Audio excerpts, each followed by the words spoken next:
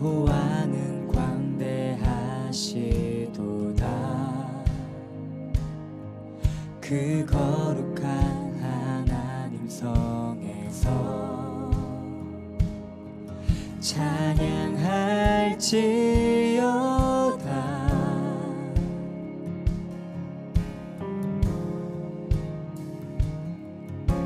주 승리 우리에게 주셨도다.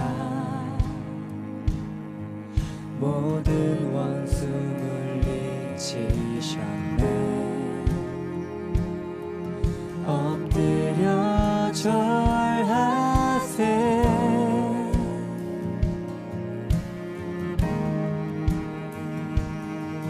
다 주의 크신 이름 높이며 우리에게 행하신 위대한 일 감사하세. 오 주의 신실하신 그 사랑 온 땅과 하늘 위에 계셔 홀로 영원하신 이름.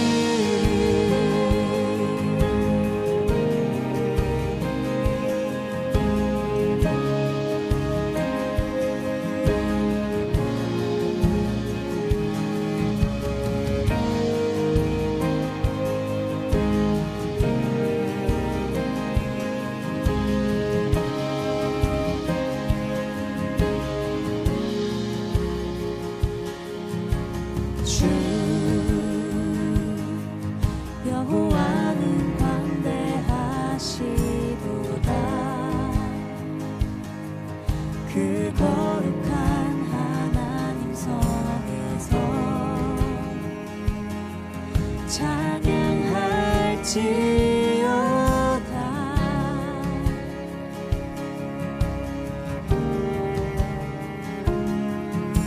주 승리 우리에게 주셨도다. 모든 원수 물리치셨네. 엎드려 절하세.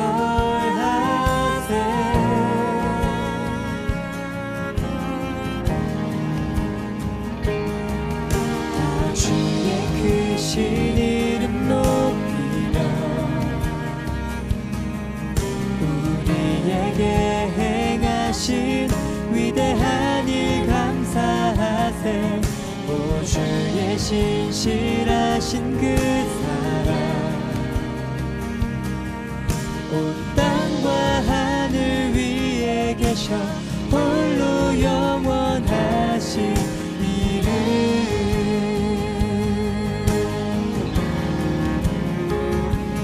다 주의 크신 이름 높이며 우리에게 행하신 위대한 일 감사하세. 오 주의 신실하신 그 사랑 온 땅과 하늘 위에 계셔 홀로 영원하신 이름. 다 주의 크신 이름 높이며 우리에게 행하신 위대한 일 감사하세. 오 주의 신실하신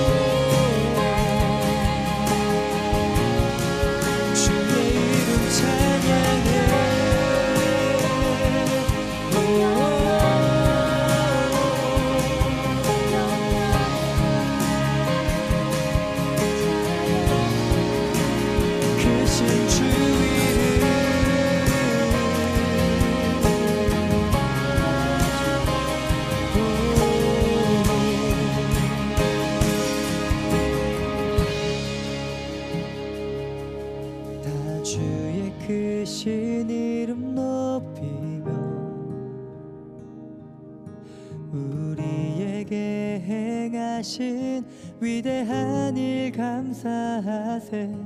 오 주의 신실하신 그 사랑 온 땅과 하늘 위에 계셔 홀로 영원하신 이름.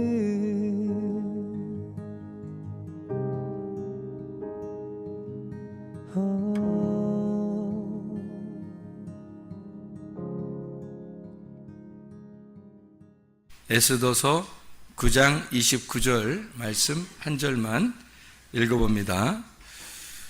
아비하일의 딸 왕후 에스더와 유다인 모르드게가 전권으로 글을 쓰고 불임에 대한 이 둘째 편지를 굳게 지키게 하되, 이렇게 되어 있습니다.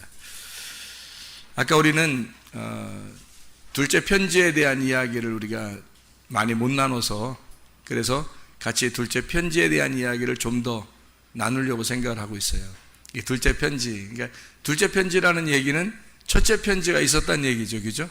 첫째 편지가 있었다는 얘기. 그래서 둘째 편지가 있다는 얘기죠. 그러니까 첫째 편지와 둘째 편지를 우리가 이제 이렇게 뭘로 이렇게 보겠느냐? 성경에서 우리 한번 여기 8장을 한번 봐야 돼요. 에스더서를 8장을 한번 봐야 돼요. 8장에 5절 말씀 보면 이런 말씀이 있어요. 8장 5절 말씀 보면 이런 말씀이 있어요. 이르되 왕이 만일 즐거워하시며 내가 왕의 목전에 은혜를 입었고 또 왕이 이 일을 좋게 여기시며 나를 좋게 여기 보실진대 조서를 내리사 아각 사람 함무다다의 아들 하만이 왕의 각 지방에 있는 유다인을 진멸하려고 꾀하고 쓴 조서를 철회하소서, 이렇게 나와 있거든요. 그러니까 하만이 쓴 편지가 하나 있었다는 거예요. 그죠? 그 조서가 있었는데 그 조서를 철회했으면 좋겠다. 근데 이게 그냥 쓴 게 아니라 꾀하고 쓴 거래요. 이제 작정하고 하여튼 쓴 거예요. 멸망시키려고 작정하고 쓴 거라는 거예요. 그런가 하면 이제 8절에 한번 봐요. 8절에 너희는 왕의 명의로 유다인에게 조서를 뜻대로 쓰고 왕의 반지로 인을 칠지어다. 왕의 이름을 쓰고 왕의 반지로 인친 조서는 누구든지 철회할 수 없음이니라 하니라, 이렇게 되어 있거든요. 그래서 뜻대로 쓰고 이렇게 되어 있어요. 여기는 또, 그러니까 여기는 뜻대로 쓴다는 말은 뭐예요? 좀 자유를 가지고 쓴다는 얘기가 되겠죠. 그러니까 이렇게 자기 마음대로 쓸 수 있다는 얘기예요. 이게 무슨 의미냐면 하만이 쓴 조서는 작정을 하고 하여튼 죽이려고 쓴 거고요. 여기 지금 이 모르드게, 에스더와 모르드게한테 너희들의 뜻대로 편지를 써라, 너희들의 뜻대로 조서를 써라 할 때는 이거는 자유를 가지고 너희들이 스스로 그걸 써라, 이런 얘기거든요. 마음대로 써라, 그 말이에요. 마음대로. 그게 이제 좀 다르죠. 첫 번째 조서는 나를 죽이려고 하는 죄와 사망의 법을 말하는 겁니다. 죄와 사망의 법.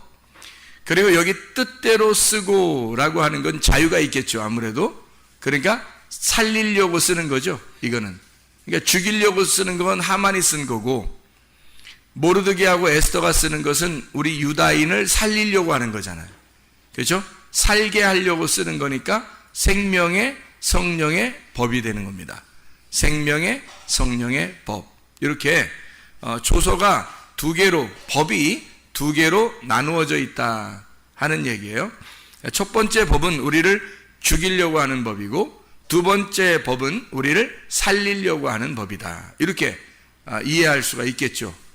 그래서 이 편지를 두 번째 편지라고 이렇게 이야기하는 것은 우리에게 살기 위한, 삶에 대한 편지란 말이에요. 두 번째라고 하는 건 삶에 대한 편지라는 거죠. 그러니까 이 삶에 대한 편지라고 하는 건 우리를 살리려고 하는 편지가 되겠죠. 그래서 요게 뭐냐면 부림이라 그래요. 부림. 부림이라는 건 아까 우리가 얘기했듯이 푸르라고 하는 단어를 이게 그 복수로 쓸 때 푸림 이렇게 쓰는 거예요. 푸르는 이제 단수고 그거를 복수로 쓸 때 푸림 이렇게 쓰는 거거든요. 그게 완전히 취하다, 완전히 이제 해결됐다는 얘기고, 제비가 완전히 뽑혀서 이미 선택이 되었다, 이제 끝났다, 이런 얘기예요. 다 완성이 됐다, 그런 의미죠. 그러니까 완성이 됐다는 것은 뭐가 우리에게 이루어진 거예요. 샬롬이 이루어졌단 말이에요. 평화가 이루어졌다. 그러니까 우리에게 이제 죽음이 아니라 평화가 이루어졌다, 이제 그런 의미가 되는 거죠.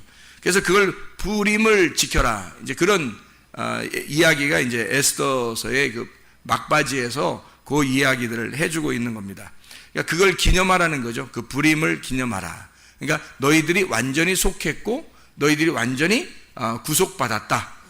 그것을 기념하기 위해서 둘째 편지를 쓰고 그것을 기억했으면 좋겠다 하는 내용들이 여기에 나와 있는 이야기입니다. 우리는 아까 성경 공부를 하면서 와스디가 에스더로, 하만이 모르드게로 되는 그 장면을 우리가 같이 공부를 했어요. 그리고 표면적 유대인은 이면적 유대인이 돼야 된다, 율법은 은혜로 바뀌어야 된다, 이런 이야기를 했습니다. 그리고 금식하고 기도한다, 금식하고 기도한다 할 때 그 금식하고 기도한다고 하는 건요, 금식이라는 게 먼저 있고 그 다음에 기도한다고 하는 게 있어요. 그러니까 금식만 해서는 안 되고 금식과 기도가 같이 있어야 된다, 이런 이야기를 우리가 했습니다. 왜 그러면 금식이라는 것은 뭘 정지하는 것을 말하는 거고요, 중지하는 걸 말하고, 기도하는 것은 뭔가 흐름, 교통을 말하는 거예요. 그러니까 뭐를 정지하고 뭐와 교통하라는 얘기예요. 금식이라고 하는 건 하만과의 관계를 끊고, 그게 금식이에요. 하만과의 관계를 끊고 그리고 모르드게와 함께 교통해라.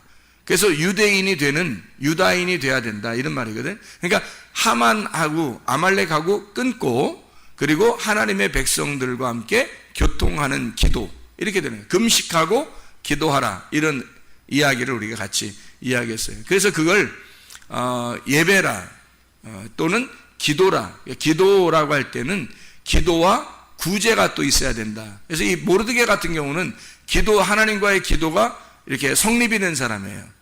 그래서 그 기도가 성립이 되니까 자기를 통해서 편지를 쓰게 하고 편지를 통해서 부림을 지켜라, 그렇게 이야기를 하거든요. 그것은 그들에게 샬롬을 주고 싶은 거예요.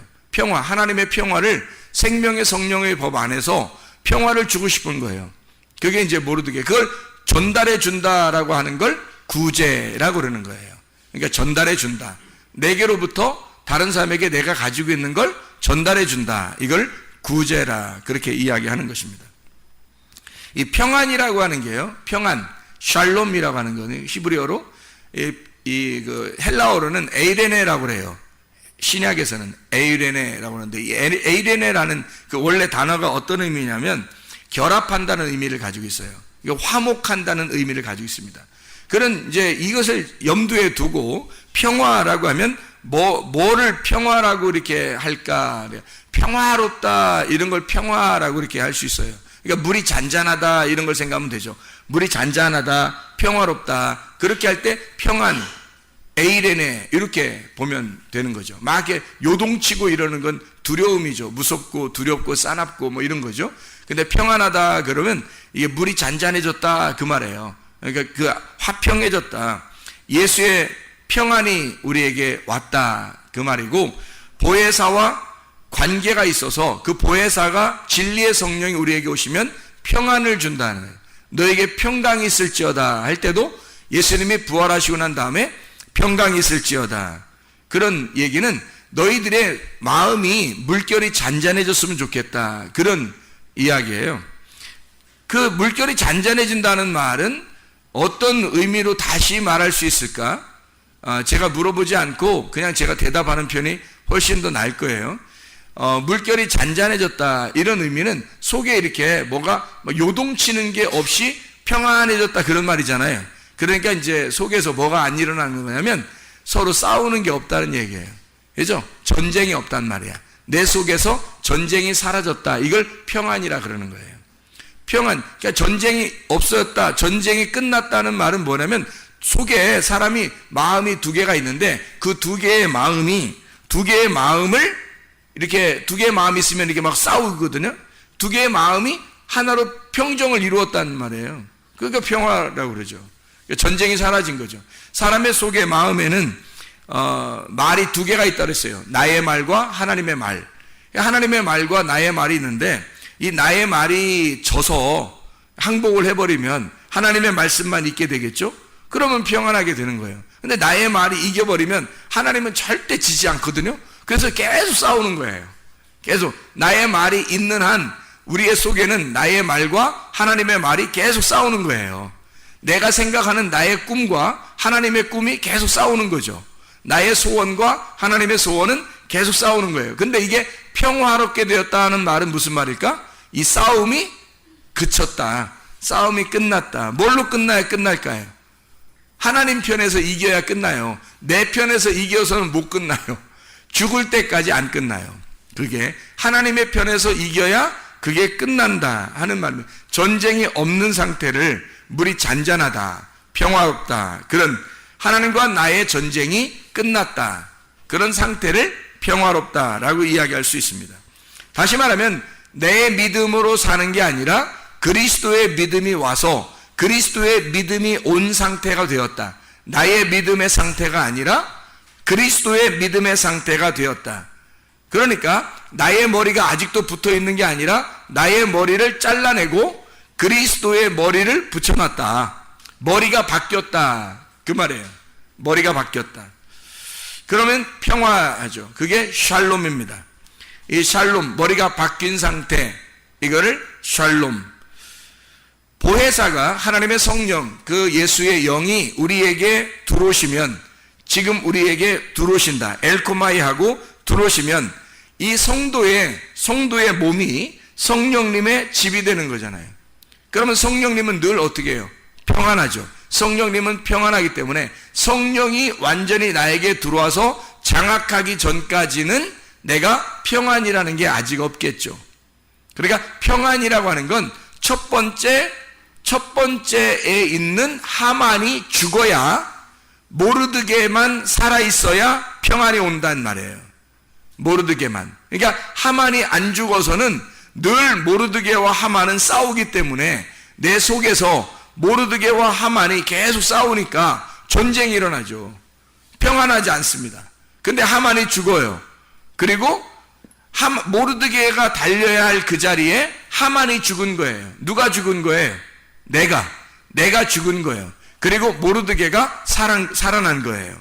그리스도가 살아난 거란 말이에요. 그러면 전쟁이 끝나죠. 평화롭게 되는 것입니다. 이 샬롬이라고 하는 이 화평, 평화라고 하는 단어가 행복한이라는 단어거든요. 평화로운. 아시잖아요, 여러분. 샬롬 그러면 인사할 때도 샬롬 그러잖아요. 평화, 행복한, 안전한, 평화로운. 샬람이라는 데서 왔는데 이 샬람이라는 게 완전하다라는 단어입니다. 완성이 되면 뭐가 일이 끝나잖아요. 일이 회복이 되고 뭐가 온전하게 끝나게 되면 샬람, 완전해진 거예요. 이루어진 거야. 그러니까 평안하죠. 샬롬이 오는 거죠. 일이 안 끝나. 계속해서 내 속에서 일이 안 끝나고 계속 뭐 싸움이 있으면 이게 평안이 오는 게 아니죠.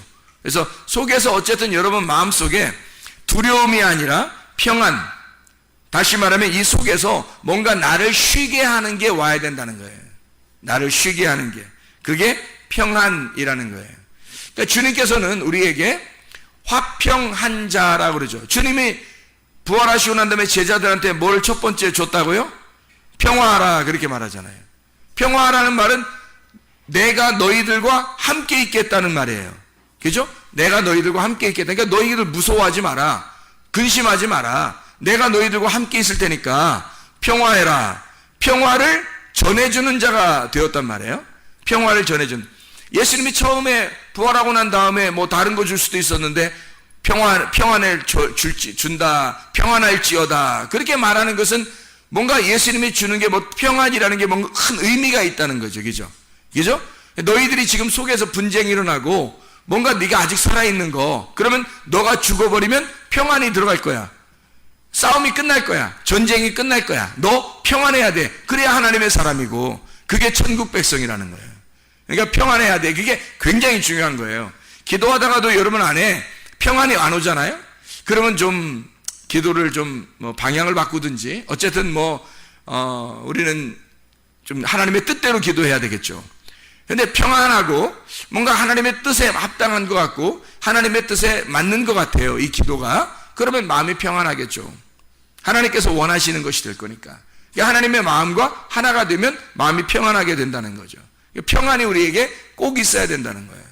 다른 것도 중요하지만 주님께서 우리에게 평안을 전달해 주는 자, 화평케 하는 자, 화목을 만들어내는 자, 중간에서 하나님과 우리 사이를 연결시켜 주는 자. 마태복음 5장 9절의 말씀, 화평케 하는 자, 에이레노 포이오스라는 단어인데요. 이 에이레네라는 단어, 결합한다, 평안이라는 말하고, 번영, 안식한다, 그 말하고요.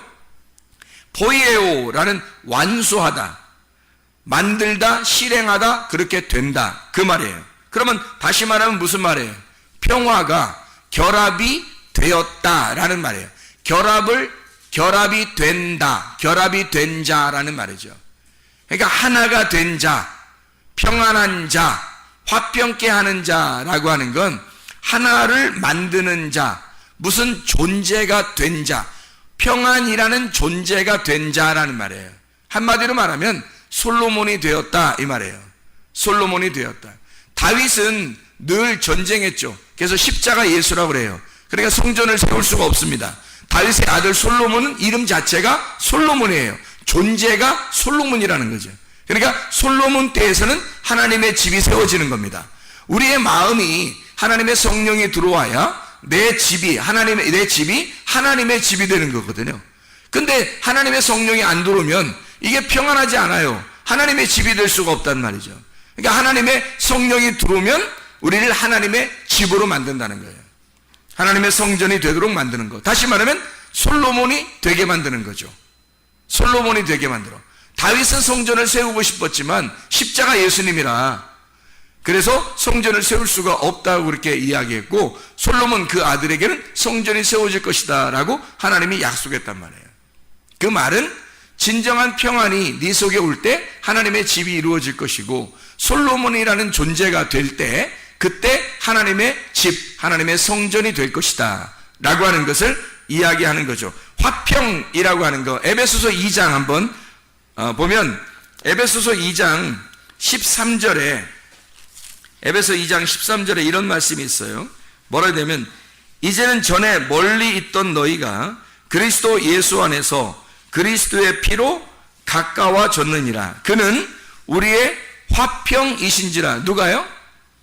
예수 그리스도가 화평이신지라. 둘로 하나를 만드사 원수된 것 곧 중간에 막힌 담을 자기 육체로 허시고, 이렇게 되어 있거든요. 둘이 하나를 만드는 존재, 그게 화평, 예수님이 화평이신 존재라는 겁니다. 둘을 하나로 만드는 존재, 솔로몬이라는 얘기예요. 솔로몬, 화평, 예수님이 솔로몬이다, 화평이다, 평안이다. 둘이 하나를 만든다. 그래서 둘이 함께 하나님 안에서 보조를 맞춰 가도록 만든다는 얘기예요. 마치 이게 소가 두 마리가 있는데 한 마리 소가 어미소예요. 한 마리 소는 아기소고, 그래서 어미소와 아기소가 함께 멍에를 같이 매서 어미소가 가는가, 아기소가 먼저 가는 게 아니라 어미소가 가면 아기소는 그냥 끌려가는 거지. 이렇게 끌려간다는 게 뭐 질질 끌려간다는 뜻이 아니라 함께 묶어 있기 때문에 어미소가 가면 같이 이렇게 따라가는 거예요, 쉽게. 그러니까 우리는 아기소와 같은 거고, 하나님은 어미소, 주님은 어미소와 같은 거라 같이 둘이 하나가 돼서 하나님께서 가실 때 우리가 함께 그냥 따라가는 거예요. 그게 아기소. 그 대신에 어미소는 우리에게 책임을 가지고 있죠. 책임을 가지고 우리를 끌고 갈 것이고, 아기소는 사명 가지고 끌려가는 그 고통이 어느 정도 있다는 얘기죠. 그리스도를 따라가는 데 있어서는 항상 뭐 즐거움만 있는 게 아니라 뭔가 주님 안에서 고통스러운 일도 있다는 얘기예요. 근데 그것이 어미소와 함께 가기 때문에, 하나님과 함께 가기 때문에 그렇게 어렵지 않다는 겁니다. 그 일이 다 이루어질 수 있다는 거예요. 하나님의 그 농사를, 하나님이 농사 짓는데 어디를 농사 짓겠어요? 하나님이요. 어디 농사 짓겠어요? 내 마음을 농사 짓는 거란 말이에요. 내 마음을 농사 짓는 거야. 근데 누가 농사 짓는 거야? 어미소와 아기소가 함께 농사를 짓는 거야. 근데 그 농사가 완전히 이루어지겠어요? 안 이루어지겠어요? 이루어져죠. 왜 이루어지죠? 아기소가 활동하는 게 아니라 어미소가 다 하니까. 어미소가 하니까 나는 그냥 좀 고통스럽지만 가만히 따라가면 다 농사는 이루어지게 돼 있어요. 내 마음의 농사는. 하나님이 다 이루신단 말이에요. 에베소서 4장 3절 말씀을 한번 이렇게 보면요. 에베소 4장 3절 말씀 이렇게 되어 있죠. 평안에 매는 줄로 하나 되게 하신 것을 힘써 지켜라. 그런 말씀이거든요. 하나 되게 하신 것, 헤노테스, 하나됨, 연합, 헤이스에서 나왔는데 하나라는 겁니다. 하나됨, 지켜라 라고 하는 것인데 테레오라는 말입니다. 벗어나지 마라는 뜻입니다. 이게 테레오, 벗어나지 마라, 꼭 지켜라 그 말이에요. 그걸 힘써 지켜라는 말이 나오는데 이 힘써라는 말이요, 스푸다조라는 단어입니다. 이 스푸다조는요, 서둘러 열심히 예배하고 공부하라는 단어예요. 열심히 예배하고 공부해라. 스푸데에서 나온다는데요, 이게 열심, 속도입니다. 속도. 스피우도라는 말인데 그 말이 속도를 내다, 재촉하다. 부스, 발입니다. 여러분의 발이 어디에 있는가? 발이 어디에 소속되어 있는가? 여러분은 어디로 빨리 달려가고 있는가? 어디에 지금 머물러 있는가? 그게 스푸다조예요. 이게 서둘러서 열심히 공부해라. 예배하고 공부해라. 그것을 굳게 힘써 지켜야 된다. 뭐를? 하나됨을 힘써 지켜야 된다. 그러니까 이게 성경이라는 게 뭐예요? 하나님과 우리를 하나 되게 하려고 그리스도가 온 거예요. 그리스도가 화평이 되셨다는 거예요.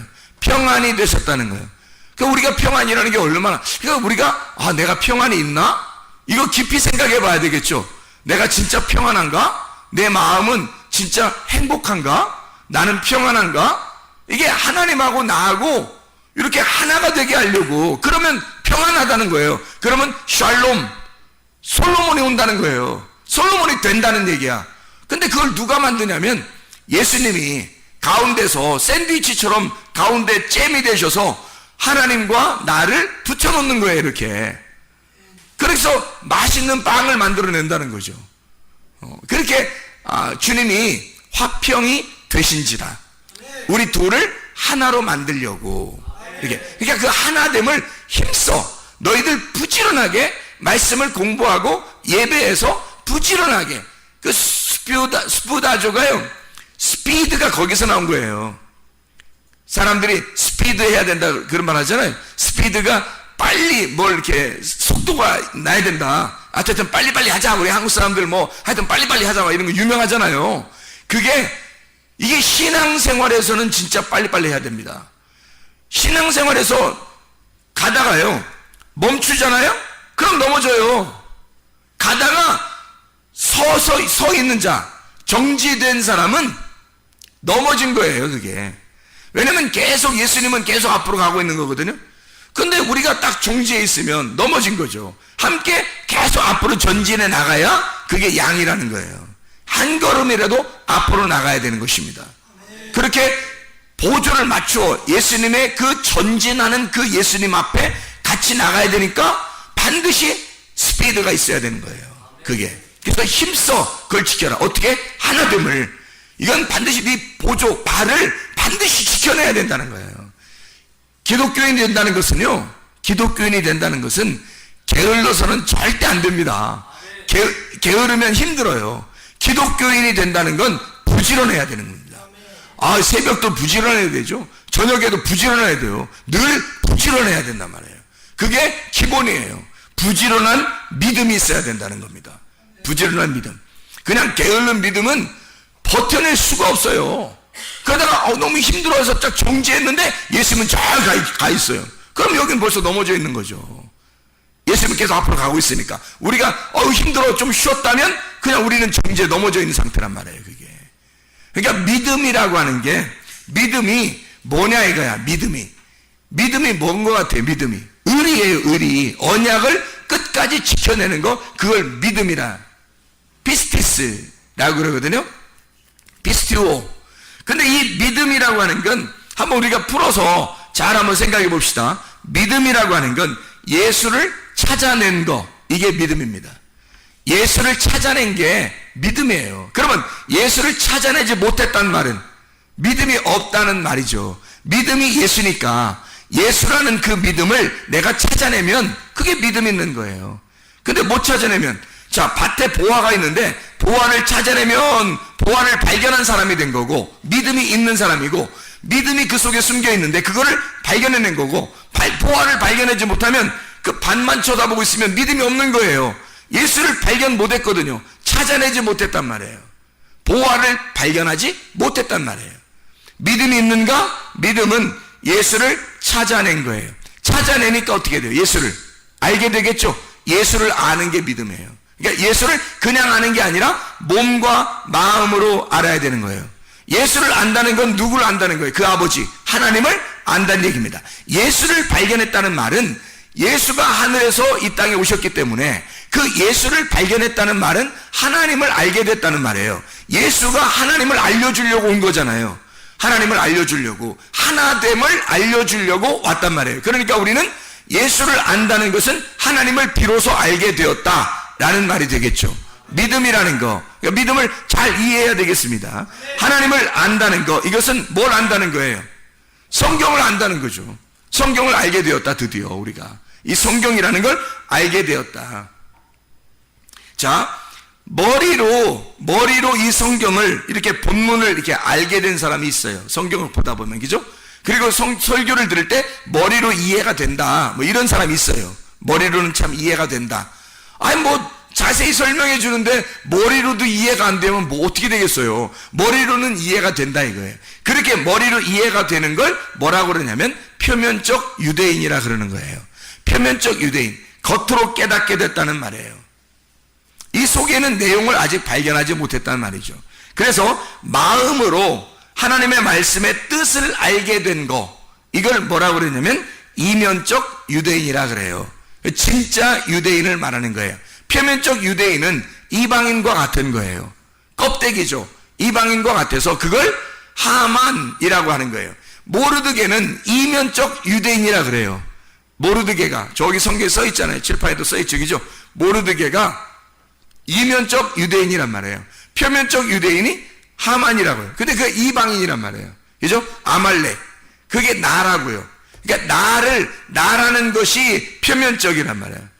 그게 그 표면적인 유대인이, 이면적인 유대인, 진짜 유대인은 그리스도를 말하고, 표면적인 유대인을 이방인이라고 그래요. 이방인을 뭐라고 이야기하냐면, 이방인을 하나님을 모르는 사람을 이방인이라 그러는 거예요. 하나님을 모르는 사람. 그럼 하나님 모르는데 세욕을 따르는데 또 세욕, 욕정이 강하다 이 말이에요. 정욕적이라 이거예요. 음란하다. 여러분이 이 세상 이렇게 볼 때 사람들이 막 음란한 사람들이 많이 있어요, 없어요? 많죠? 음란한 사람들이 많아요. 혼자 있을 때도 음란하고 사람들과 함께 있을 때도 음란하고 막 음란해요. 이 세상이 그런 음란한 세상에서 음란한 세상을 이렇게 보여주는 게 그 뭐겠어요? 그 사람들이 보여주는 거예요. 이방인이 뭐라는 걸 보여주는 거예요. 그 사람들이 표면적 유대인이 뭐다라고 하는 걸 보여주는 거거든요. 그게 그 음란 세욕이 뭐냐면요, 세욕, 제사를 열심히 드린다는 뜻이에요. 제사를 열심히 드린다는 단어입니다. 그 다시 말하면 열심히 예배한다, 그런 의미예요. 그게 이방인이라는 겁니다. 표면적 유대인이요. 표면적 유대인들은 열심히 하나님 앞에 예배하는 자들. 근데 하나님은 우리에게 뭘 하고 싶냐면, 하나님은 우리에게 너는 가만히 있어, 내가 하나님 됨을 알지어다, 내가 하나님이라는 걸 좀 알았으면 좋겠다. 너 믿음으로 천국 오는 거야. 너 믿음만 가지고 있으면 돼. 내가 너를 예배할게. 내가 너를 섬겨줄게. 너는 하나님 나를 잘 깨달아 알았으면 좋겠어. 내가 너를 섬겨. 이렇게 하나님이 우리에게 그런 말씀하시는 거예요. 그러니까 하나님이 우리를 섬겨주는 사람은 유대인이라 그러는 거고요. 그게 모르드게입니다. 하나님이 일을 해주신 거죠. 모르드게한테. 하만은 자기가 열심히 노력해서 하여튼 최고가 되려고 노력하는 사람이에요. 하만이라는 사람. 그게 표면적 유대인이에요. 이방인 같은 자들이죠. 그런 사람들은 열심히 하나님 앞에 막 섬기려고 했던 사람. 이런 사람들이요. 그런 사람들은 멸망하게 됩니다. 이방인은 멸망하고 유대인이 구원받는 거니까. 그러니까 이면적 유대인이 진짜 유대인이다. 이런 얘기를 하는 거고요.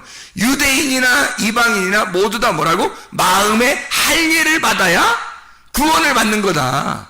그 마음에 믿음이 있어야 구원받는 거지. 라고 로마서 3장에 설명하고 있는 거예요. 그래서 로마서 2장과 3장을 잘 읽어보면 유대인과 이방인에 대한 이야기가 자세하게 표면적 유대인과 이면적 유대인, 그리고 유대인이든 이방인이든 상관없이 하나님은 마음의 할례를 받는 믿음으로 말미암아 구원받게 만들었다. 이렇게 설명을 잘 해주고 있습니다.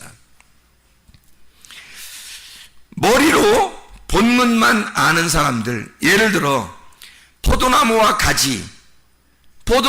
가지를 성경에서 이야기하죠. 예수님은 포도나무요, 우리 너희는 가지다 할 때 예수님을 포도나무요.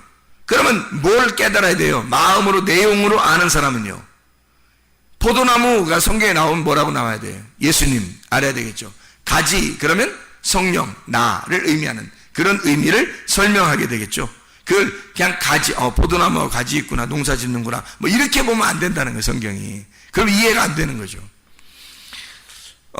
먼저 온 자는 절도며 강도요, 나는 선한 목자다. 요한복음 10장에 나와 있죠. 그러면 그 먼저 온 자가 절도며 강도요, 나는 선한 목자다. 그런 말은 뭘 설명하려고 했던 거겠어요? 뭐를 설명하려고? 먼저 온 자, 율법을 의미하는 거죠. 먼저 온 자, 율법이 너를 강도질한다는 거예요. 그래서 너를 죽여, 반을 죽여서 네가 누군지를 깨닫게 하는 거예요. 그리고 두 번째 온 선한 목자가 은혜와 진리가 되신 예수님을 설명하는 거죠. 그렇죠? 그러면 구약의 출애굽할 때 그 만나는 뭐예요? 출애굽 만나를 지금도 내려주면 먹고 싶다, 이런 얘기하면 안 되는 거죠. 왜냐하면 그 성경을 통해서 뭐를 설명하는 거니까? 생명의 떡 예수님, 하늘에서 내려온 예수를 설명하는 거란 말이에요, 성경은. 그러니까 구약 성경이든 신약 성경이든 뭐를 설명하려고 하는 것이었냐면 하나님의 영을 설명하는 거예요. 영이라는 것은 보여요, 안 보여요? 안 보이는 거예요. 자, 영이라고 하는 걸 정의를 내려봐요. 뭐라고 하려나? 영이라면 뭐라고 얘기하겠어요? 여러분 같으면 영은 뭐다? 영은 빵이다? 아니, 영은 뭐다? 영이다? 영은 뼈와 살이 없는 걸 영이라 그래요. 뼈와 살이 없는 걸. 뼈와 살이 없는 영, 뭐겠어요? 말씀. 요한복음 1장 1절에 태초에 말씀이 계시니라. 그게 뼈와 살이 없어요.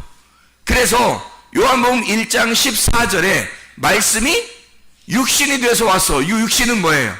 뼈와 살이 있는 거지. 그래서 말씀이 뼈와 살을 입고 오는 거, 말씀이신 하나님이 뼈와 살을 입으시고 오면 예수님이란 말이에요. 그러니까 말씀과 뼈와 살이 하나가 되잖아요.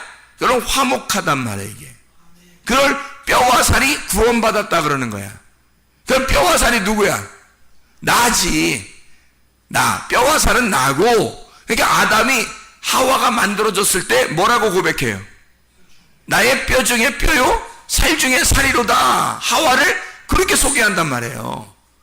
그 말은 아담에게서 나온 뼈와 살, 이렇게 얘기하잖아요. 뼈와 살은 나란 말이에요. 하나님에게서 나왔지만 하나님과 분리가 된 나, 이 뼈와 살에 말씀이신 분이 오게 되잖아요. 그러면 하나가 됐죠. 그러면 이 뼈와 살은 원래 떨어져 있으면 죄인인데 말씀이 들어오니까 거듭난 사람이 된 거예요. 뼈와 살이 부활했다, 그렇게 말씀하는 겁니다. 말씀이라는 영이 육신으로 오셔 말씀이 나에게 오시면 내가 죽고 말씀이 살아있는, 진짜가 내 속에 있는 게 진짜가 말씀이 되는, 하나님의 영이 되는 구원받은 자가 된다는 얘기예요. 영의 사람이 된다. 하늘의 사람이 된다. 땅에 있는 내가 하늘의 말씀을 받게 되면 그러면 다시 부활하게 된다는 것을 의미하는 거죠. 그러니까 우리는 원래 죽은 자예요. 사망한 자. 그 말은 뭐 지금 진짜 뭐 땅속에 이렇게 들어가 있다 이런 의미가 아니라 하나님하고 떨어져 있는 자란 말이에요. 그럼 부활이라는 것을 뭐라고 정해야 하겠어요? 부활 그러면 뭐라고? 다시 사는 거를 부활이라 그러는 거예요. 그냥 살아있는 걸 부활이라고 하는 거 아닙니다. 그냥 살아있는 거는 생명이죠. 근데 부활이라 그럴 때는 죽어있는 게 다시 살아날 때 부활이라 그러는 거예요. 부활이라는 뜻이 그렇죠? 다시 살아나. 그 말은 뭐가 된다는 거예요? 뼈와 살인 내가, 흙덩어리인 내가, 육신인 내가 뭐가 된다는 말? 말씀이 된다는 말. 그러니까 이게 그대로 존재하고 있으면 안 되잖아요. 말씀이 돼야 되는 거지. 그러니까 내가 그리스도, 예수 그리스도가 되는 거, 이걸 부활이라 그러는 거지. 그냥 내가 나야, 나는 나야 그러면 부활한 게 아니죠. 원래 너는 너야. 원래 너는 그냥 너라는 존재야. 이 땅에서. 그건 부활이 아니지. 너는 너. 근데 네가 그리스도, 예수 그리스도가 되는 거, 이걸 부활이라 그러는 거죠. 자, 무슨 말인지 알겠죠? 그러니까 내가 하나님의 형상으로 지어져 가는 거를 부활이라 그렇게 말하는 것입니다. 그냥 내 존재를 내 존재로 살아있는 거, 이걸 부활이라고 하지 않아요. 우리가 부활이라 그러면 하나님의 형상으로 만들어져, 지어져 가는, 만들어져, 재창조되어 가는 거를 부활이라 그렇게 말을 하는 거고요. 하나님이 창세기 1장 1절에 하나님이 하늘과 땅을 창조하셨다. 창세기 1장 2절부터 계속 창조해 나가잖아요. 재창조입니다. 이렇게 재창조한다는 것은 뭐예요? 창세기 1장 2절에 어두웠기 때문입니다. 밤이 되었기 때문에, 너희가 죄 가운데 있기 때문에 그걸 다시 재창조해서 다시 창조해낸다는 거를 만들어내는 거예요. 그게 뭐냐면 부활시키는 거예요. 네 어둠인 너를 발견하게 됐을 때 너를 다시 살려내서 하나님의 형상으로 다시 너를 부활시키겠다는 말이 창세기 1장에 나와 있는 말씀이에요, 여러분. 그러니까 성경은 우리가 땅에 있는 내가 하늘 보좌에, 하나님의 보좌에 앉게 되는 날까지 계속 하나님으로 만들어져 나가는 겁니다. 그게 지금 우리의 삶, 지금 이 땅의 삶이에요. 하나님의 형상으로 만들어져 나가는, 그게 주님의 재림이라고요. 그게. 그러니까 주님이 내게 오시면서, 주님이 오늘도 그 말씀이 오시면서, 그 생명이 내게 오시면서, 주님은 이미 살아있는 자예요. 그분은 이미 생명이 있는 자라고. 그러니까 예수님이 길이고, 예수님이 진리고, 예수님이 생명이라고요. 그 생명이 내게 들어오시면 난 다시 살아나는 부활이 되니까 계속 예수님이 재림하셔야죠. 나에게 재림하시고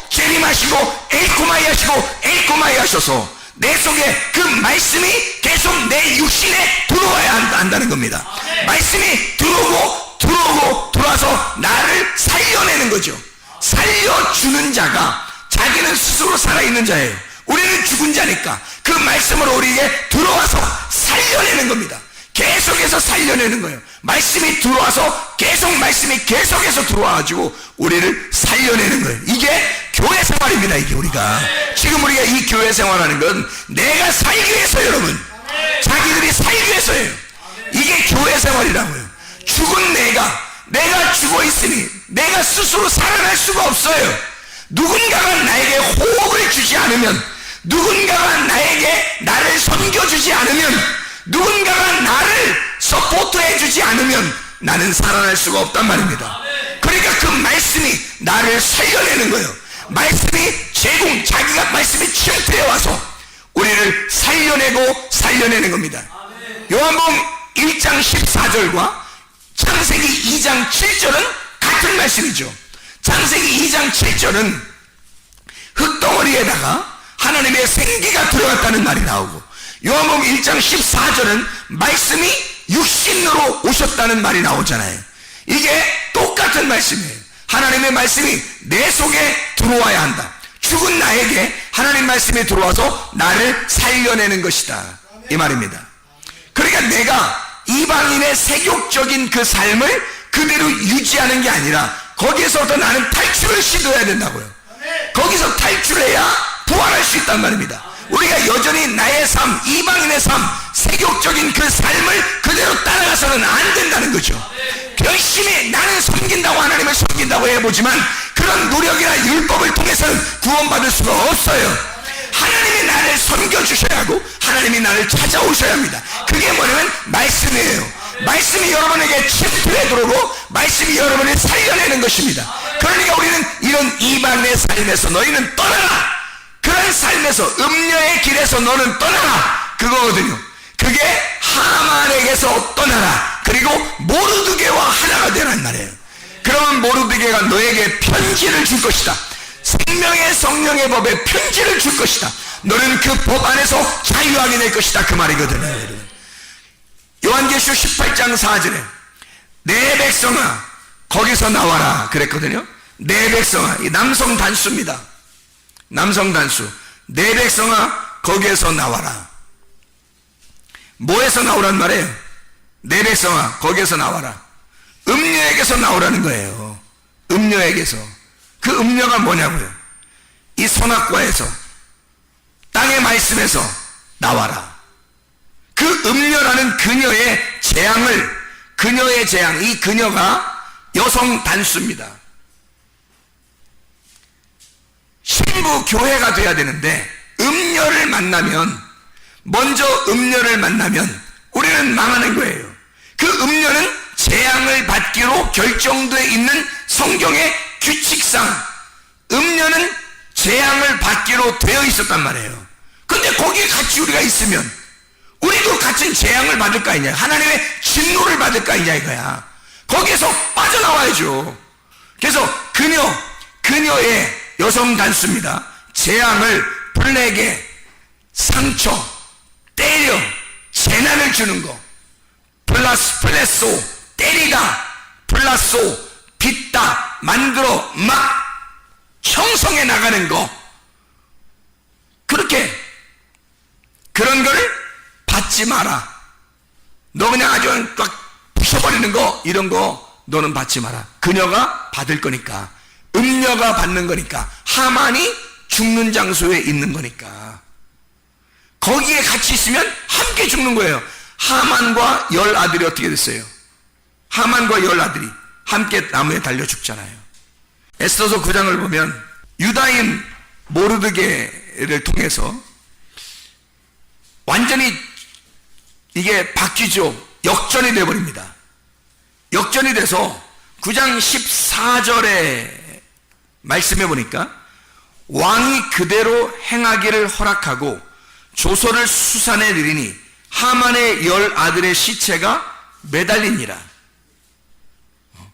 자, 25절 에스더가 왕 앞에 나아감으로 말미암아 왕이 조서를 내려 하만이 유다인을 해하려던 악한 꾀를 그의 머리에 돌려보내어 하만과 그의 여러 아들을 나무에 달게 하였으므로 그걸 불임이라 그렇게 불렀단 말이에요. 그 말은 한쪽을 죽이고 한쪽을 부활시킨다는 얘기입니다. 한쪽을 죽이고 한쪽을 부활시키고, 이게 어디에서 일어나는 사건이에요? 내 안에서 일어나는 사건이 되어야 된다는 거죠. 하나님이 그렇게 우리를 자, 그러면 한쪽을 죽여야 되는데 그 죽이는 게 성경이에요. 선택을 해야 돼. 한쪽은 죽이고 한쪽은 살리는 게 이게 하나님의 선택이에요. 근데 하나님의 선택에서, 자, 에서와 야곱이 있다고 해요. 그럼 여러분이 에서가 잘 나가는 사람이야. 야곱이 오히려 고생한 사람이에요. 그럼 여러분 어디에 붙겠어요? 야곱에 붙어야 되는 거예요. 둘째 아들 야곱에. 그래야 이스라엘의 축복을 받는 겁니다. 에서에게 붙었다가는 하나님의 선택에서 벗어나는 거예요. 그러니까 하나님이 선택, 제비를 뽑아가지고 하나님이 하나님의 사람을 선택하는, 그게 불임절이에요. 하나님이 선택하는 자. 그러면 하나님 선택하려면 한쪽을 죽이고 한쪽을 부활시켜야 되는 거예요. 그쪽을 선택하는 하나님의 선택권이란 말이에요. 그러니까 우리는 죽는 쪽에 선택하지 말고 사는 쪽으로 선택을 해야 되겠죠. 그러니까 내 속에서 죽음에 있어 죽어가야 할 나를 너무 아쉬워하지 말란 말이에요. 부활해야 할 내가 있으니까, 부활해야 할 내가 살아나야 하니까 당연히 내가 죽어야 하죠. 나는 죽고 그리스도가 살아야 하니까. 멸망받을 그 음녀의 자리에 네가 있지 말고 거기서 빠져나오라는 거예요. 벗어나라는 거야. 그래야 네가 살 것이라는 거예요. 음녀의 자리에서 벗어나오면 그리스도의 신부가 됩니다.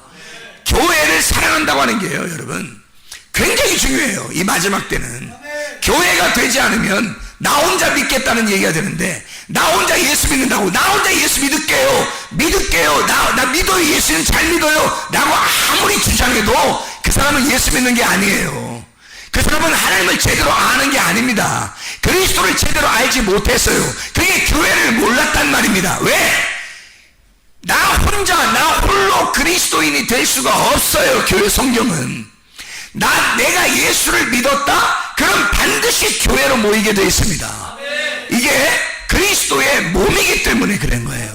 진짜 믿음을 가진 자는 그리스도를 알게 됩니다. 그리스도를 아는 것이 믿음이에요. 그리스도를 알았다면 교회를 알았을 것이고, 교회가 그리스도의 몸이라고 하는 그리스도의 비밀이라는 걸 깨달았을 거란 말이에요. 그러면 교회에 모이는 것이 철저한 거죠. 그래야 나를 죽이지 못하면, 내가 믿음이 아무리 있다고 해도 나라는 사람을 죽이지 못하면 그리스도의 몸에 섞이질 못하는 거예요. 가루가 안 된 거지. 나라는 사람을 죽여야, 가루를 내야 그리스도의 한 덩어리 가루들이 모여서 한 교회를, 하나의 빵을 형성하는 겁니다. 그래서 교회로 반드시 모이는 것은 겸손을 의미하는 거고요. 교회에 모이지 않고 믿음의 생활을 한다고 하는 사람들은 교만을 상징적으로 말씀하는 것입니다. 그건 반드시 교만해서 그런 거예요. 겸손하다면 와서 부딪히죠. 와서 부딪히고 깨지고 가루가 돼서 한 덩어리가 될 것입니다. 오직 그리스도의 영광을 위해서 살아갈 것입니다. 자기를 죽이려고 할 것입니다. 그리스도만 부활시키려고 할 것입니다. 날마다 에코마에 하신 그 주님이, 하나님의 성령이 여러분에게 날마다 오늘도 말씀으로 오셔서 여러분 자신을 죽이고 그리스도 예수를 부활시키기를 바랍니다. 기도하겠습니다. 우리 하나님 아버지, 사랑과 은혜를 감사를 드립니다. 아버지 하나님, 우리의 속에 하만이라고 하는 것을 죽이고 모르드게를 부활시켜서 그리스도 예수 안에 교회로 함께 모이고 교회를 사랑하고 교회 안에서 주를 위해 살다가 주님 만나는 귀한 은혜가 있게 도와주시옵소서. 예수 그리스도 존귀하신 이름 받도록 기도드렸사옵나이다. 아멘.